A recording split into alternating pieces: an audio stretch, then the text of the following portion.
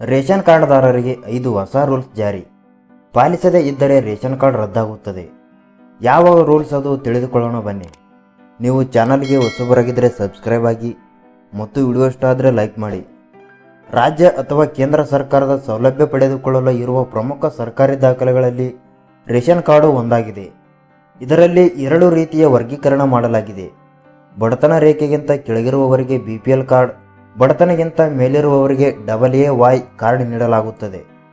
ಆದರೆ ಬಡತನ ರೇಖೆಗಿಂತ ಮೇಲೆ ಇರುವವರು ಸಹ BPL ಕಾರ್ಡ್ ಪಡೆದುಕೊಂಡು ಸರ್ಕಾರಿ ಸೌಲಭ್ಯ ಪಡೆದುಕೊಳ್ಳುತ್ತಿರುವುದು ಸರ್ಕಾರದ ಗಮನಕ್ಕೆ ಬಂದಿದೆ.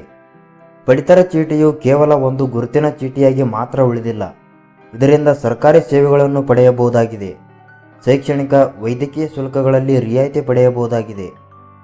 ಅದರಲ್ಲೂ ನಮ್ಮ ರಾಜ್ಯದಲ್ಲಿ BPL ಕಾರ್ಡ್ ಹೊಂದಿದವರಿಗೆ ಅನ್ನಭಾಗ್ಯ ಯೋಜನೆಯ ಲಾಭವೂ ಸಿಗಲಿದೆ. ಹೀಗಾಗಿ ಶ್ರೀಮಂತರೂ ಸಹ BPL ಕಾರ್ಡ್ ಪಡೆದುಕೊಂಡಿರುವ ವಿಚಾರ ಕೇಂದ್ರ ಸರ್ಕಾರದ ಗಮನಕ್ಕೆ ಬಂದಿದೆ.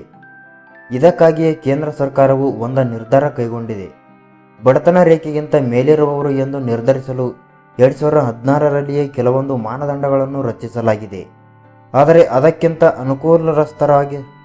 ಅನುಕೂಲರಸ್ಥರಾಗಿರುವವರು ತಮ್ಮ ಪ್ರಭಾವ ಬಳಸಿ BPL ಕಾರ್ಡ್ ಪಡೆದುಕೊಂಡಿರಬಹುದು. ರಾಜ್ಯ ಸರ್ಕಾರವು ಬಡವರ ಸಲುವಾಗಿ ಹಲವಾರು ಯೋಜನೆಗಳನ್ನು ಜಾರಿಗೆ ತರುತ್ತಿದೆ. ಈ ಯೋಜನೆಗಳ ಲಾಭ ಪಡೆದುಕೊಳ್ಳಲು ಈ ರೀತಿ ಮಾಡಿರಬಹುದು. ಒಂದು ರಾಜ್ಯದಲ್ಲಿ ಇಂತಿಷ್ಟೇ BPL ಕಾರ್ಡ್ಗಳು ಇರಬೇಕು ಎಂದಿದೆ.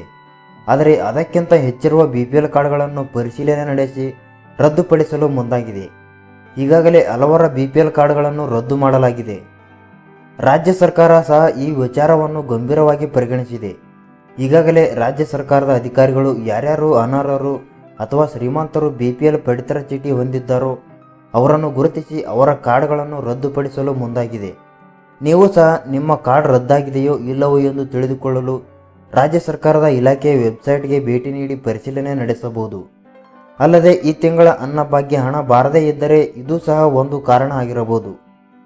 ಸರ್ಕಾರದ ನಿಯಮಗಳು: ಕುಟುಂಬದಲ್ಲಿ ಯಾರೂ ಸಹ ಆದಾಯ ತೆರಿಗೆ ಪಾವತಿ ಮಾಡುವವರು ಇರಬಾರದು. ಸರ್ಕಾರ ಉದ್ಯೋಗದಲ್ಲಿ ಇರಬಾರದು. ಸ್ವಂತ ಬಳಕೆಗಾಗಿ ವೈಟ್ ಬೋರ್ಡ್ ಕಾರ್ ಇರಬಾರದು. BPL ಕಾರ್ಡ್ ಅರ್ಜಿ ಸಲ್ಲಿಸಿದ ಕುಟುಂಬರ ಜಮೀನು 7 ಎಕರೆಗಿಂತ ಹೆಚ್ಚಿಗೆ ಇರಬಾರದು. ಶಸ್ತ್ರಾಸ್ತ್ರ ಪರವಾನಗಿ ಹೊಂದಿದವರು ಸಹ BPL ಕಾರ್ಡ್ ಪಡೆಯಲು ಅರ್ಹರಲ್ಲ. ಎಲ್ಲ ಮೂಲಗಳಿಂದ ಕುಟುಂಬದ ವಾರ್ಷಿಕ ಆದಾಯ ಗ್ರಾಮೀಣ ಭಾಗದಲ್ಲಿ 2 ಲಕ್ಷ ರೂಪಾಯಿ ಹಾಗೂ ನಗರ ಭಾಗದಲ್ಲಿ 3 ಲಕ್ಷ ರೂಪಾಯಿ ಮೀರಿರಬಾರದು. ಎಲ್ಲ ಮಾನದಂಡಗಳ ಒಳಗೆ ಬರುವವರು ಮಾತ್ರ ಹೊಸ BPL ಕಾರ್ಡ್ಗೂ ಕೂಡ ಅರ್ಜಿ ಸಲ್ಲಿಸಬಹುದು. ಈ ಮಾಹಿತಿಯ ಬಗ್ಗೆ ನಿಮಗೆ ಏನೆನಿಸುತ್ತದೆ ಕಮೆಂಟ್ ಮಾಡಿ ಮತ್ತು ವಿಡಿಯೋ ಇಷ್ಟ ಆದರೆ ಲೈಕ್ ಮಾಡಿ.